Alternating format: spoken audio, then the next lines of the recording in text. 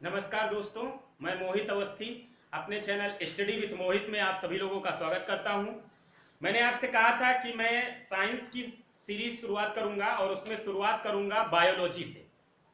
आप जानते हैं बायोलॉजी से ज़्यादा क्वेश्चन बनते हैं, तो बेसिक लेवल से ही शुरू करेंगे और आगे जो भी चैप्टर हैं वो सब सीरियल वाइज आपको मिलते जाएंगे।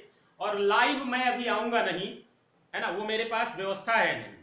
वीडियो आपको पोस्ट करता रहूंगा रेगुलर, एक या दो, है ना। साइंस का एक वीडियो भी मिल सकता है और हो सकता है दो भी। अगर मान लीजिए कोई और टॉपिक हम नहीं लिए, नहीं पढ़ाए, तो साइंस के दो वीडियो भी आपको मिल सकते हैं। जिन लोगों ने चैनल सब्सक्राइब किया है वो एक काम जरूर करें, बेल आइकन का जो बटन होता है उसको दबाएं, है ना। जिससे क्या होगा, जो भी वीडियो मैं पोस्ट करूंगा उनको नोटिफिकेशन मिलता रहेगा। और एक काम करिए कि दोस्तों को शेयर करिए, उनको भी बताइए चैनल के बारे में। लाइक कमेंट्स आप अपने हिसाब से करिए, अच्छा लगे लाइक कर दीजिए, नहीं अच्छा लग रहा है मत लाइक करिए। कोई समस्या हो कमेंट्स करके आप पूछ सकते हैं। ये तो थी चैनल के बारे में इंफॉर्मेशन, समझ रहे हैं ना मेरी बात। अब ध्यान दीजिएगा कि अब हम साइंस की शुरुआत करेंगे। सबसे पहले बेसिक लेवल से चीजें समझेंगे, बेसिक लेवल से चीजें समझेंगे। और चैनल का नाम तो याद ही रहेगा, स्टडी विथ मोहित। जिसने सब्सक्राइब किया वो बेल आइकन का बटन जरूर प्रेस करें, जिससे रेगुलर उसको वीडियो मिलते रहें। और साथ में दोस्तों को वो शेयर करें, जिससे सबको जानकारी हो। है सब कुछ निःशुल्क और निःशुल्क रहेगा भी। ऐसा कुछ नहीं है कि आपसे इसमें कुछ चार्ज लिया जाएगा, निःशुल्क है। साइंस, विज्ञान,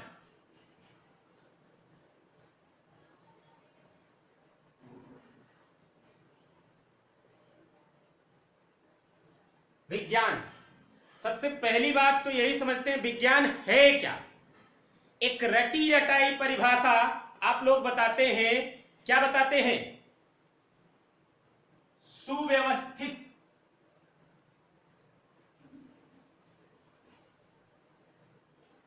सुसंगठित,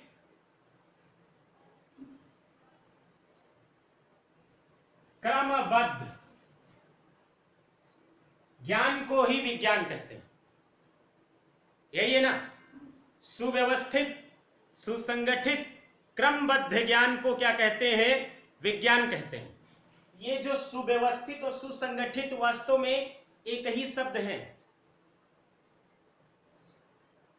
सुव्यवस्थित और सुसंगठित लगभग लगभग एक ही शब्द है। क्रम से, सीरियल वाइज, क्रम से मतलब सीरियल वाइज। सुव्यवस्थित, सुसंगठित, क्रमबद्ध ज्ञान को ही क्या कहते हैं? विज्ञान कहते हैं। यहां पर मेरा एक छोटा सा तर्क है। क्या आपने इतिहास पढ़ा होगा? पढ़ा है? क्या पढ़ा होगा? इतिहास, हिस्ट्री। या आपने पढ़ा होगा पॉलिटी, हिस्ट्री, पॉलिटी पढ़े होंगे। कुछ लोग कह देते हैं नहीं पढ़े। क्या कह देते थे? नहीं पढ़े। क्लास में जब मैं पढ़ाता हूं तो उनसे पूछता हूं कि इतिहास पढ़े हो, तो पहले ही समझ जाते हैं कुछ पूछने वाले हैं, कह देते नहीं पढ़े। पूछता हूं पॉलिटी पढ़े हो, समझ जाते पूछने वाले हैं, कहते नहीं पढ़े। तब मैं उनसे पूछता हूं रामायण देखे हो, महाभारत देखे हो? क्योंकि लॉकडाउन के समय तो ये बहुत चली थी, शायद फिर भी शुरुआत होने वाला है। तो आप लोग पढ़े हैं, वैसे जानते हैं। जब इतिहास हम पढ़ते हैं तो कहां से शुरुआत करते हैं? इतिहास को तीन भागों में डिवाइड कर दिया गया है। एंशिएंट हिस्ट्री, मेडुअल, मॉडर्न, है ना। एंशिएंट हिस्ट्री, प्राचीन काल इतिहास की जब शुरुआत करते हैं तो कैसे पढ़ते हैं? पाषाण काल। और पाषाण काल में भी पुरा पाषाण काल, मध्य पाषाण काल, नव पाषाण काल, फिर सिंधु घाटी सभ्यता, फिर ऋग्वैदिक काल, फिर उत्तर वैदिक काल। एक क्रम से नहीं पढ़ रहे हैं। क्रम से है कि नहीं है? क्रम से है। और साथ में देखेंगे व्यवस्थित, कहीं तितर बितर है कि सबसे पहले क्या है? बक्सर का युद्ध करा दो और उसके बाद लिख दो पूरा पाषाण काल के बारे में, ऐसा कुछ लिखा मिलता है? वो भी क्या है, क्रम से है, सुव्यवस्थित है, सुसंगठित है। पॉलिटी भी संवैधानिक विकास से पढ़ते हैं। अलग बात है अध्ययन की सुविधा की दृष्टि से या जो चीजें इंपॉर्टेंट हैं उनके हिसाब से हम छोड़ देते हैं, स्किप कर देते हैं, कुछ चीजें नहीं पढ़ते। लेकिन लिखी बुक्स तो एक क्रम से ही है, चीजें तो आपको व्यवस्थित ढंग से ही बताई जाती हैं। पॉलिटी भी संवैधानिक विकास से पढ़ते हैं, आर्टिकल 1 से पढ़ते हैं, भाग 1 से पढ़ते हैं। तो इतिहास भी क्या है, सुव्यवस्थित है, सुसंगठित है, क्रमबद्ध है। विज्ञान भी क्या है, सुव्यवस्थित है, सुसंगठित है, क्रमबद्ध है। साथ में आप देखेंगे रामायण और महाभारत, ये भी सुव्यवस्थित ही है, क्रमबद्ध है। भगवान राम के जन्म से ही शुरुआत करते हैं, ऐसा नहीं पहले रावण को मरवा दे फिर भगवान राम का जन्म हो। कभी देखा है आपने? हमने तो नहीं देखा। तो ये भी क्या है, क्रम से है। तो फिर इनमें सब में और विज्ञान में अंतर क्या रहेगा? इनमें सब में विज्ञान में अंतर क्या रहेगा, वही चीज मैं आपको बताने जा रहा हूं। एक शब्द समझिएगा, और वो शब्द क्या है, द्रव्य। द्रव्य को अंग्रेजी में क्या कहते हैं, मैटर। द्रव्य को अंग्रेजी में क्या कहते हैं, मैटर। मैटर क्या होता है, संसार की वे सभी वस्तुएं जो क्या करती हैं, स्थान घेरती हैं, जिनमें भार होता है और जिनका आकलन हम ज्ञानेंद्रियों द्वारा कर सकते हैं। संसार की वे सभी वस्तुएं जिनमें क्या, जो स्थान घेरती हैं, स्पेस ऑक्युपाइड, जिनमें क्या होता है, भार होता है, कुछ न कुछ क्या होता है, वेट होता है, जिनमें कुछ न कुछ क्या होता है, वेट होता है। क्या होता है, वेट, भार, और जिनका आकलन ज्ञानेंद्रियों, सेंस ऑर्गन्स के द्वारा कर सकते हैं, उन्हें ही क्या कहते हैं, मैटर या द्रव्य। उसे ही क्या कहते हैं, मैटर या द्रव्य। सेंस ऑर्गन्स या ज्ञानेंद्रियां कौन सी हैं, आंख, नाक, कान, जीभ और त्वचा। ये 5 क्या है, ज्ञानेंद्रियां। मुझे लगता है द्रव्य की परिभाषा आप समझ गए होंगे। संसार की वे सभी वस्तुएं जो स्थान घेरती हैं, जिनमें भार होता है और जिनका आकलन हम ज्ञानेंद्रियों द्वारा कर सकते हैं, उन्हें क्या कहा जाता है, द्रव्य कहा जाता है। और द्रव्य की अवस्थाएं आपको पता है कौन कौन सी होती हैं। जैसे एक क्या हो जाएगा, ठोस, सॉलिड, फिर क्या हो जाएगा, द्रव मतलब लिक्विड, अगला क्या हो जाएगा, गैस, और क्या हो जाएगा, प्लाज्मा। क्या हो जाएगा, प्लाज्मा। द्रव्य की अवस्थाएं हैं कौन कौन सी, ठोस, सॉलिड, द्रव, लिक्विड, गैस और प्लाज्मा। एक और आई है बुक्स में, नई नई बुक्स में, द्रव्य की 5वीं अवस्था कौन सी, बोस आइंस्टीन कंडेंसेट। कौन सी है, बोस आइंस्टीन कंडेंसेट, है ना। द्रव्य समझ में आया होगा। संसार की वे सभी वस्तुएं जो क्या करती हैं, स्थान घेरती हैं, जिनमें क्या होता है, भार होता है और जिनका आकलन हम अपनी ज्ञानेंद्रियों द्वारा कर सकते हैं, उन्हें क्या कहा जाता है, द्रव्य। और द्रव्य की अवस्थाएं कौन कौन सी हैं, ठोस, द्रव, गैस और प्लाज्मा। ठोस में आप जानते हैं जैसे पंखा, ठोस में क्या आ जाएगा, जैसे पंखा, कुर्सी, मेज, मार्कर, ये सब क्या है, सॉलिड है ना। सॉलिड मार्कर को, या मार्कर अगर आपके पास नहीं है तो अपनी कुर्सी को छूकर देखिएगा ठोस है कि नहीं है ना, पता चल जाएगा। ये सब किस में आएंगी, ठोस में। पंखा, कुर्सी, मेज, मार्कर और भी जो चीजें जो आपके आसपास में ठोस वाली, सॉलिड वाली दिखाई पड़ रही होंगी, वो सब क्या है, ठोस। द्रव में क्या आएगा, जैसे पानी, चाय, कॉफी, ये सब क्या है, द्रव। पानी, चाय, कॉफी, याद रहेगा सब आपको। पानी, चाय, कॉफी, ये सब क्या होता है? द्रव होता है। गैस में क्या आ जाएगा? जैसे CO2, CO है ना, O2, CFC, HFC और भी कैसे हैं तमाम। कुछ एग्जाम्पल के रूप में हम आपको बता दिए ना, CO2, CO, O2, CFC, HFC, ये क्या है? गैस। फिर प्लाज्मा क्या है भैया?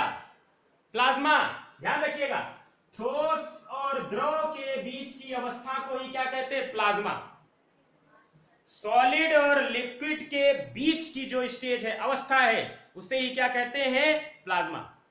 ठोस और द्रव के बीच की अवस्था को ही क्या कहते हैं? प्लाज्मा। जरा सोचिए, ब्लड,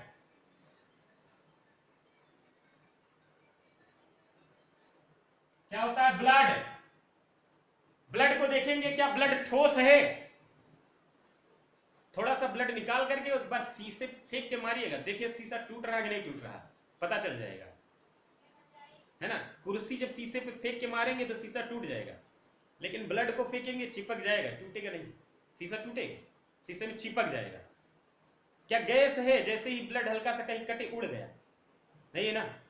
पानी जैसा होता है कि पानी से गाढ़ा होता है, पानी से गाढ़ा होता है, तो इसीलिए ब्लड को किस में रखते हैं? प्लाज्मा में। ब्लड क्या है? प्लाज्मा। ग्लिसरीन,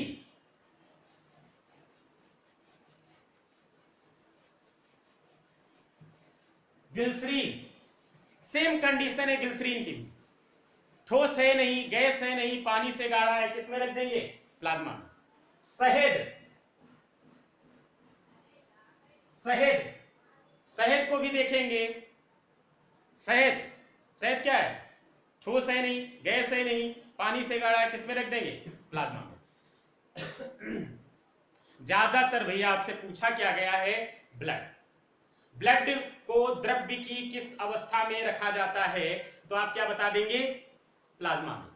ब्लड को द्रव्य की किस अवस्था में रखा जाता है? तो आप क्या बताएंगे? प्लाज्मा में। बोस-आइंस्टीन कंडेंसेट में किन किन चीजों को रखा जा रहा है अभी कुछ क्लियर नहीं बताया गया है, बस याद रखिएगा नई बुक्स में ये दिया गया है कि द्रव्य की पांचवी अवस्था क्या है, तो क्या बता देंगे? Bose-Einstein condensate.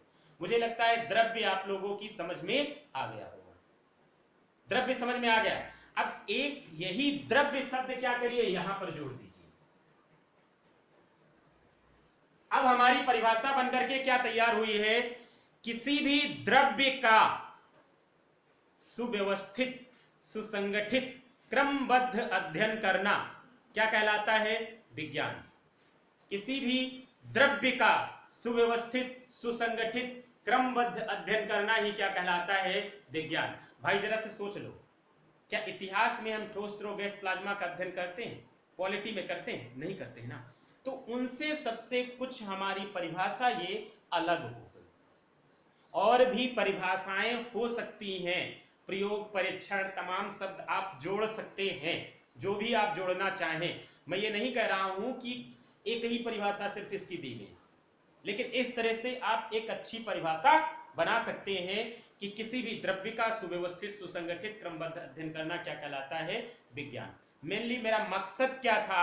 आपको द्रव्य समझाना, मैटर समझाना, है ना।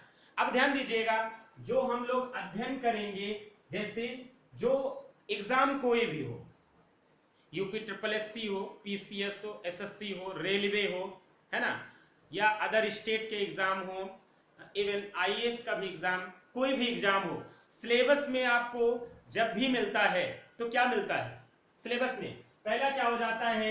जीव विज्ञान, बायोलॉजी। पहला क्या हो जाएगा? जीव विज्ञान, बायोलॉजी।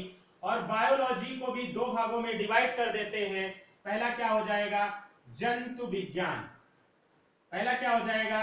जंतु विज्ञान, इसे क्या कहते हैं? जूलॉजी। और दूसरा क्या हो जाएगा? वनस्पति विज्ञान। क्या हो जाएगा? वनस्पति विज्ञान। क्या हो जाएगा? वनस्पति विज्ञान, बॉटनी। दो भागों में डिवाइड कर दिए। पहला क्या हो गया? जंतु विज्ञान, जूलॉजी। दूसरा क्या हो गया? वनस्पति विज्ञान, बॉटनी। बायोलॉजी, जीव विज्ञान को दो भागों में डिवाइड किया, जंतु विज्ञान, जूलॉजी। दूसरा क्या हो गया? वनस्पति विज्ञान। बॉटनी। फिर देते हैं सिलेबस में क्या, भौतिक विज्ञान। क्या देते हैं, भौतिक विज्ञान मतलब फिजिक्स, भौतिक विज्ञान फिजिक्स। अगला क्या हो जाता है, रसायन विज्ञान। अगला क्या हो जाएगा, रसायन विज्ञान मतलब केमिस्ट्री। क्या हो जाएगा, रसायन विज्ञान मतलब केमिस्ट्री।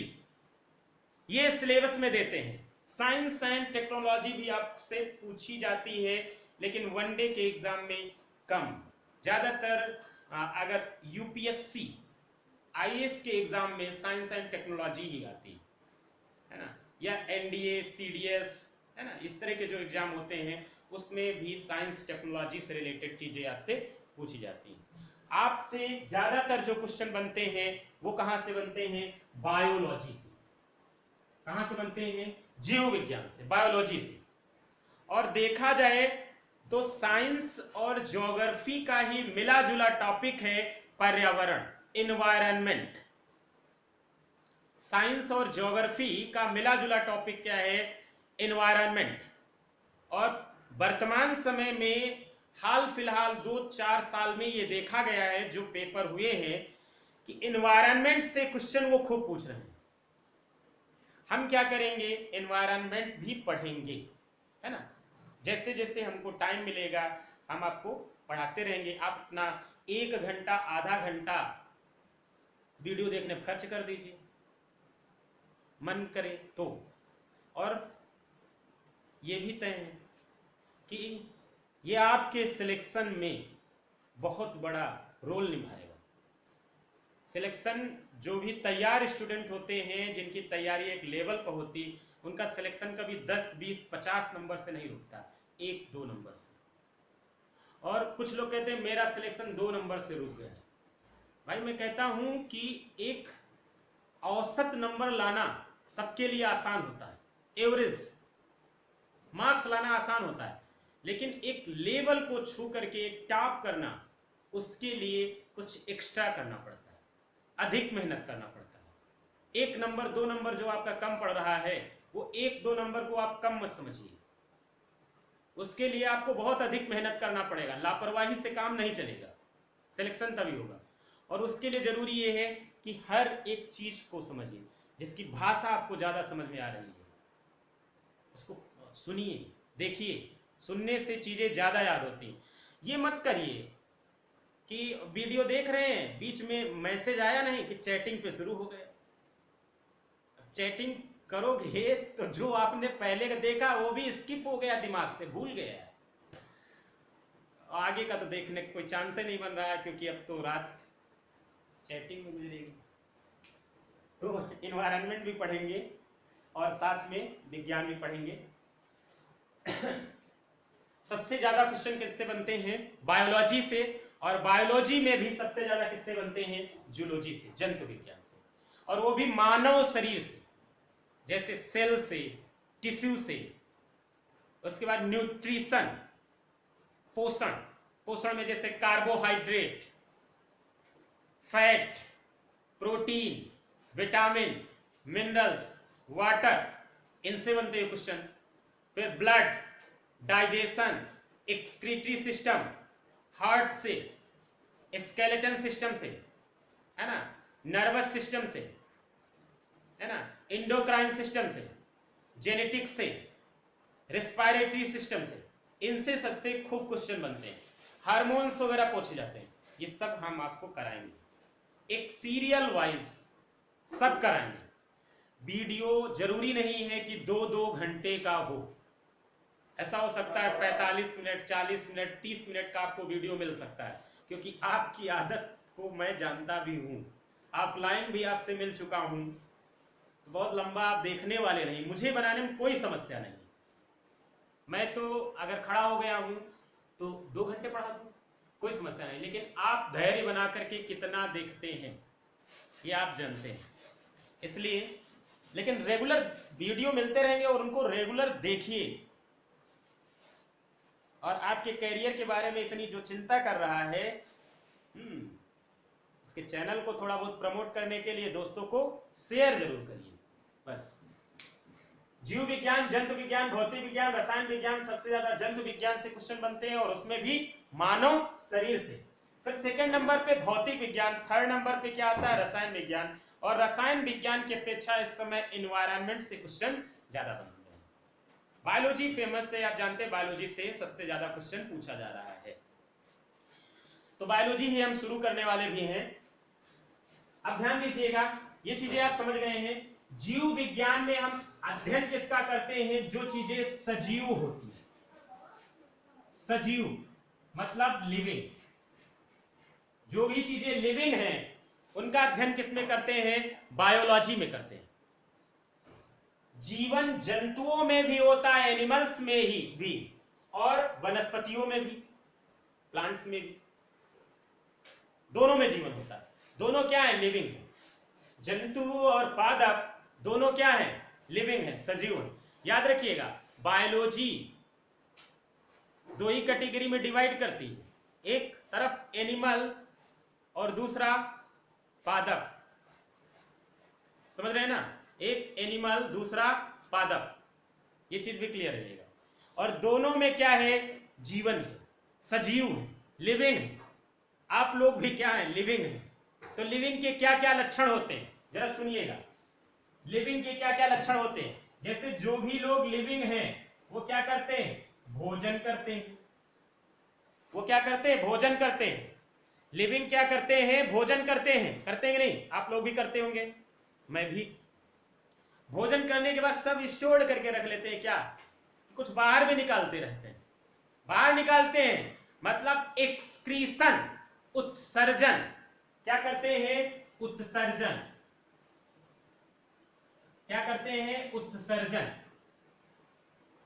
तो दो लक्षण हो गए किसके, लिविंग के, सजीव के। पहला क्या हो गया, भोजन, खाना पीना। दूसरा क्या हो गया, उत्सर्जन, एक्सक्रीशन, वेस्ट प्रोडक्ट को क्या करते हैं हम लोग, बाहर निकाल देते हैं। तीसरा क्या है, श्वसन, रेस्पायरेशन। तीसरा क्या हो जाएगा, श्वसन, श्वसन भी करते हैं। श्वसन क्या हो जाएगा, रेस्पायरेशन। तो भोजन, उत्सर्जन, श्वसन। फिर क्या है, वृद्धि। वृद्धि करते हैं कि नहीं करते, वृद्धि। छोटे थे आप, बड़े हो गए। छोटा सा पौधा लगाइए, धीरे धीरे क्या हो जाएगा, बड़ा हो जाएगा। तो ये भी सजीव का लक्षण है, वृद्धि करना। मार्कर है या आपकी टेबल होगी जिस पर बैठ के आप पढ़ाई करते हैं, देखिए उसमें कुछ वृद्धि होती, देखिएगा महीना 2 महीना, साल 2 साल में कुछ वृद्धि होती है। 3 फीट से कभी वो 6 फीट की बनी, अगर बनी होगी तो बताना। उसमें वृद्धि नहीं होगा क्योंकि वो क्या है, निर्जीव है, नॉन लिविंग है। लेकिन पौधे में या हम लोगों में जो भी सजीव है उनमें क्या होता है, वृद्धि। तो भोजन, उत्सर्जन, श्वसन, वृद्धि। और साथ में जरा से ये सोचिए, ये जो पीढ़ी है यहीं पर ऐसे ही रह जाती है कि नेक्स्ट जनरेशन आगे बढ़ती रहती है। नेक्स्ट जनरेशन आगे बढ़ती, तो उसे क्या कहते हैं, प्रजनन। प्रजनन, वो क्या हो जाएगा, प्रजनन। कहने का मतलब क्या हुआ कि जो भी लिविंग्स हैं, सजीव हैं, उनमें भोजन, उत्सर्जन, श्वसन, वृद्धि, प्रजनन होता है। लेकिन नॉन लिविंग में ये सब कुछ नहीं होता, निर्जीव में नहीं होता। कुर्सी, मेज, पंखा, मार्कर, जो भी निर्जीव चीजें दिख रही हैं उनमें आप देखेंगे ना उनको आप खाना खिलाते हैं, ना वो उत्सर्जन कुछ करते हैं, ना वो श्वसन करते हैं, ना वो वृद्धि करते हैं, ना प्रजनन करके खुद ही आगे बढ़ाते रहते हैं, ऐसा कुछ नहीं। तो लिविंग्स, और आप देखेंगे ये जीवन जंतुओं, एनिमल में भी है और पादपों में भी, प्लांट्स में भी। कोई प्लांट्स ले लीजिए, उसको भी भोजन मिलता है कि नहीं मिलता, वो ऑटोट्रॉफ से स्वयं अपना भोजन बना लेते हैं। सूर्य का प्रकाश मिल गया, पानी है और साथ में CO2 उनको मिल गई, उन्होंने क्या कर लिया, फोटोसिंथेसिस, और अपना भोजन स्वयं बना लेते हैं, ऑटोट्रॉफ से। लेकिन भोजन की आवश्यकता तो उन्हें भी है। एक्सक्रीशन, उत्सर्जन वो भी करते हैं। उत्सर्जन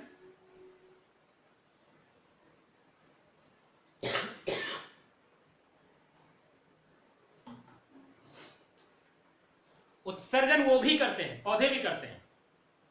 रेजिन क्या है? एक्सक्रीटरी मटेरियल है कि नहीं? ऑक्सीजन प्लांट्स का क्या है? एक्सक्रीटरी मटेरियल ही। पौधे क्या करते हैं? ऑक्सीजन छोड़ते हैं। जब वो फोटोसिंथेसिस करते हैं तो ऑक्सीजन छोड़ते हैं और लेते क्या है? CO2। तो पौधों का एक्सक्रीटरी मटेरियल या उत्सर्जी पदार्थ क्या हो जाएगा? ऑक्सीजन। रेजिन भी क्या है? उनका एक्सक्रीटरी मटेरियल। वो भी रेस्पायरेशन करते हैं। पौधे भी क्या करते हैं? रात में श्वसन करते हैं। जब वो श्वसन करते हैं पौधे, तब वो भी क्या करते हैं? ऑक्सीजन लेते हैं, CO2 छोड़ते हैं, है ना। बाबा दादा बताया करते थे कि रात में पेड़ के नीचे मत सोना। बहुत बड़े साइंटिस्ट थे वो लोग। उनकी मान्यता ये थी, वो बता देते भूत प्रेत रहता है। अब आप लोग क्या हो गए वैज्ञानिक, तो आप क्या बताएंगे? एक्चुअली CO2 छोड़ेगा प्लांट्स, है ना, इसलिए मत सोइए। समझने के लिए है। वृद्धि पौधे भी करते हैं, वो भी क्या करते हैं? प्रजनन करते हैं। समझ रहे हैं ना? तो इस प्रकार से आप समझ गए हैं कि जो भी लिविंग्स हैं उनमें भोजन, उत्सर्जन, श्वसन, वृद्धि और प्रजनन होता है। जो भी लिविंग्स हैं उनमें क्या है? भोजन, उत्सर्जन, श्वसन, वृद्धि और प्रजनन होता है। और ये जंतुओं में भी होता है और पौधों में भी होता है, एनिमल्स में भी और प्लांट्स में भी। नॉन लिविंग में ये सारी क्वालिटी नहीं पाई जाती। अब देखिए सजीव, और दूसरी तरफ हम क्या लिख दे रहे हैं यहां पर? निर्जीव। निर्जीव का मतलब नॉन लिविंग। ये क्या हो जाएगा? Non living. Non living. अब आपसे क्या पूछा जाता है? सजीव और निर्जीव के बीच की कड़ी, connecting link between living and non living, क्या होता है? आंसर तो आपको पता है क्या होगा? वायरस। इसको हिंदी में क्या कहते हैं? विषाणु। वायरस के बारे में आपको जानकारी तो है ही है। एक वायरस है, सबको घर में कैद करके रख दिया है, जानते हैं? उसके बारे में ना ही चर्चा करें तो अच्छा। तो लिविंग और नॉन लिविंग के बीच की कड़ी क्या है? वायरस, विषाणु। इसमें लिविंग के भी कैरेक्टर है और नॉन लिविंग के भी कैरेक्टर है। आपसे तो सिंपली यही क्वेश्चन पूछा जाएगा कि सजीव और निर्जीव के बीच की कड़ी किसे माना जाता है? आप क्या बता देंगे? वायरस। लेकिन कैसे? कैसे सजीव है और कैसे निर्जीव है? कैसे सजीव है और कैसे निर्जीव है? समझ रहे हैं मेरी बात? जरा सोचिए। अभी एक दो वीडियो पढ़े सेल के, फिर से मैं कंटिन्यू कर रहा हूं तो फिर से वो चीजें पढ़ाऊंगा, है ना, क्योंकि मैंने कह दिया है बेसिक लेवल से हम आगे अपना चलते जाएंगे और साथ में आप लोग भी रहिए। तो उसमें आप देखेंगे हमारे शरीर की सबसे छोटी क्रियात्मक और संरचनात्मक इकाई क्या? कोशिका। कोशिका में मैं बताता हूं क्या होता है? केंद्रक। और केंद्रक में क्या होता है? गुणसूत्र। और गुणसूत्र में क्या होता है? DNA। अब जरा भाई सोचिए, DNA जो है कहीं पंखा में, कुर्सी में, मेज में, मार्कर में पाया जाएगा? जो भी नॉन लिविंग चीजें हैं उनमें DNA नहीं मिलता, ना RNA मिलता। DNA RNA दोनों क्या है? न्यूक्लिक एसिड है। DNA RNA पाया जाना भी एक सजीव का लक्षण है। जो भी चीजें सजीव हैं, लिविंग हैं, उनमें ही न्यूक्लिक एसिड DNA या RNA मिलेगा, नॉन लिविंग में नहीं मिलेगा। इस वायरस में क्या होता है भैया कि इसमें DNA या RNA पाया जाता है। इसमें न्यूक्लिक एसिड, DNA या RNA पाया जाता है। वायरस में और कुछ होता ही नहीं। न्यूक्लिक एसिड DNA होगा या RNA होगा, और ऊपर क्या होगी? प्रोटीन की कवरिंग। ऊपर क्या होगी? प्रोटीन का एक कवर होगा और कुछ नहीं होता। तो न्यूक्लिक एसिड, DNA या RNA सजीव का लक्षण है, सजीव में ही पाया जाता है, वायरस में भी पाया जाता है। तो वायरस क्या हो जाएगा? सजीव, लिविंग। क्लियर है भाई? वायरस क्या हो जाएगा? सजीव, लिविंग। तो ये क्लियर हो गया कि वायरस क्या है, लिविंग। फिर नॉन लिविंग कैसे? नॉन लिविंग कैसे? नॉन लिविंग ऐसे है कि इसके अंदर, वायरस के अंदर डीएनए आरएनए मौजूद है, लेकिन जब तक इसको होस्ट सेल नहीं मिलेगी, कोई लिविंग सेल नहीं मिलेगी, ये इनएक्टिव पड़ा रहेगा, निष्क्रिय मृत अवस्था में पड़ा रहेगा, कोई मतलब ही नहीं। जैसे इस मार्कर को छोड़ दीजिए, इसमें कोई सजीव का लक्षण नहीं, कोई मतलब नहीं, ये कुछ नहीं कर पाएगा। वैसे ही वायरस भी बेचारा पड़ा रहेगा 10,000 साल 20,000 साल तक, कोई फर्क ही नहीं। जैसे ही उसको कोई सजीव सेल मिलेगी, तुरंत एक्टिव हो जाएगा। तुरंत क्या हो जाएगा? एक्टिव हो जाएगा। या ऐसे समझ लीजिए, वायरस को आप क्रिस्टल फॉर्म में 10,000 20,000 साल तक ऐसे रखे रहिए, निष्क्रिय अवस्था में पड़ा रहेगा, निष्क्रिय अवस्था में पड़ा रहेगा, लेकिन जो ही उसको कोई लिविंग सेल मिलेगी, एक्टिव हो जाएगा, सक्रिय हो जाएगा और करेगा आपके ऊपर आक्रमण। कोरोना के बारे में सुन रहे हैं ना, कोविड के बारे में, है ना? ये खुद चल करके नहीं आएगा, इसको अगर आप लेने ना जाए, जब तक इसको कोई लिविंग सेल मिलेगी नहीं, ये कुछ नहीं कर पाएगा। क्या कहा जाता है? बार बार अपनी आंखों को, मुंह में हाथ से मत छुइए, अगर कहीं जा भी रहे ग्लव्स पहन लीजिए। जब तक वो कोई लिविंग सेल्स में नहीं जाएगा, कोई फर्क नहीं पड़ेगा। मान लीजिए आपके कपड़े पर कहीं ये वायरस की ड्रॉप्स छींकते हैं, लाखों करोड़ों क्या वायरस निकलते हैं, पड़ ही गया है, लेकिन जब तक आप कपड़े को टच करके आंख में या नाक में या मुंह में नहीं टच करेंगे हाथ से, तब तक वो कुछ नहीं कर पाएगा। कपड़े पड़ा रहने दो, कोई फर्क नहीं। वो कपड़ा जाकर के निकाल के रख दीजिए, इनएक्टिव अवस्था में वायरस पड़ा है।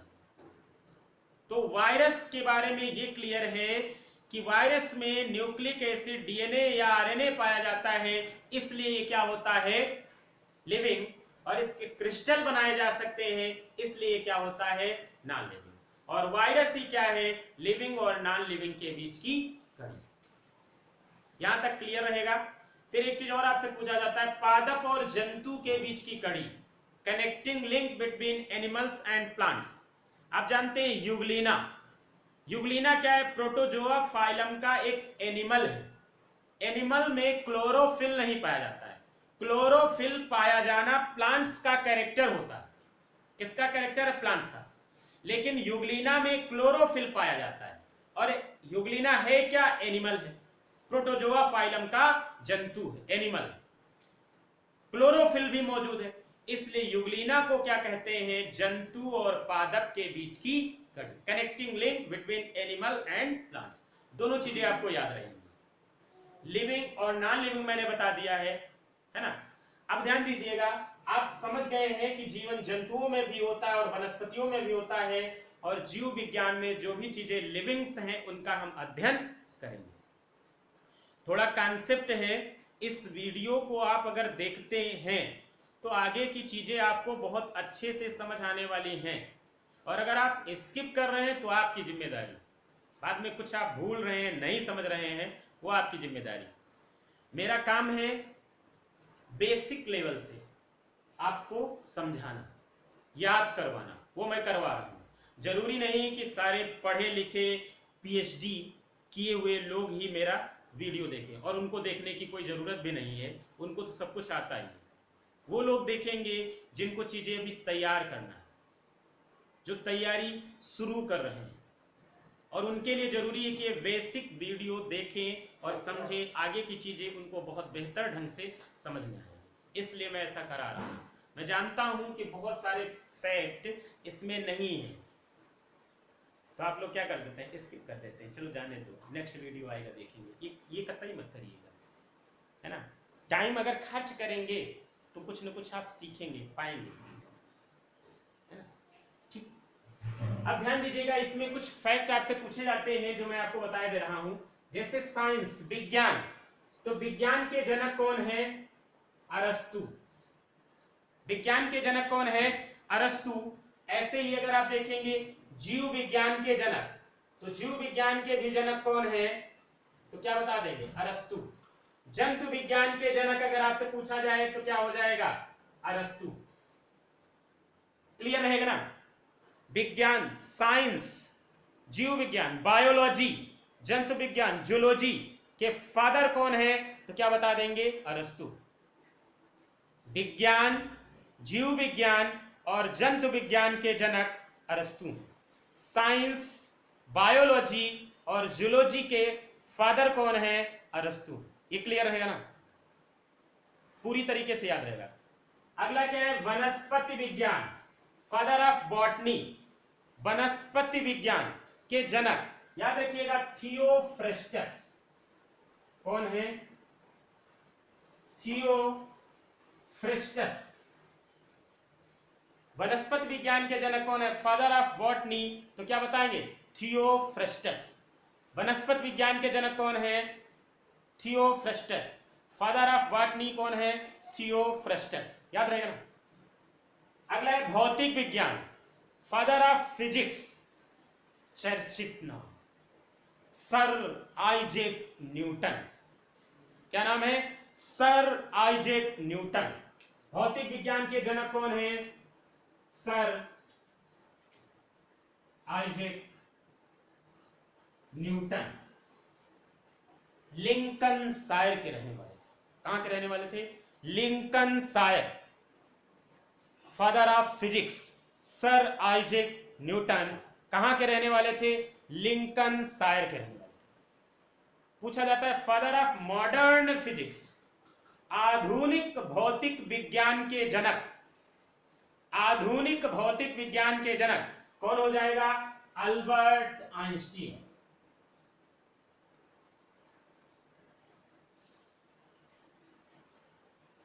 आधुनिक भौतिक विज्ञान के जनक, फादर ऑफ मॉडर्न फिजिक्स कौन हो जाएगा? Albert Einstein.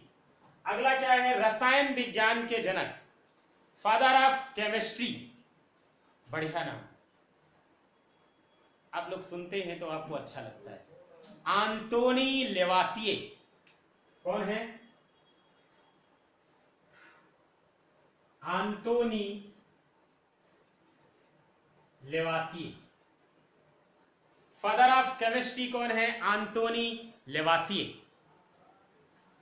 ये कुछ विज्ञान का परिचय था, बहुत डीप में नहीं, बहुत डीप में नहीं, इतने में ही तो आप लोग कहते हैं बहुत हो गया। और इसी में छिपे हुए बहुत सारे एग्जाम के पॉइंट ऑफ से फैक्ट, एग्जाम के पॉइंट ऑफ व्यू के से फैक्ट जो आपसे पूछे गए। 10, 20, 25 फैक्ट इसमें हैं। आधा घंटा, 35 मिनट, 40 मिनट जो भी वीडियो होगा, इसको 2-3 बार देखिएगा या एक बार ही देख लीजिएगा। उसके बाद इसके आगे की क्लास हम शुरू करेंगे बायोलॉजी में, और बायोलॉजी में जो चीज़ें हैं वो हम क्लियर सीरियल वाइज आपको पढ़ाते चलेंगे, है ना। जो मैंने कहा है दोस्तों को शेयर करिए, सब्सक्राइब करने के बाद बेल आइकन का बटन जरूर दबाइए। लाइक, कमेंट्स, लाइक अच्छा लगे तो करो, कमेंट्स कोई दिक्कत हो, कोई समस्या हो करो, कोई कंफ्यूजन हो पूछो, है ना। धन्यवाद, मिलते हैं नेक्स्ट क्लास में नेक्स्ट वीडियो के साथ। धन्यवाद।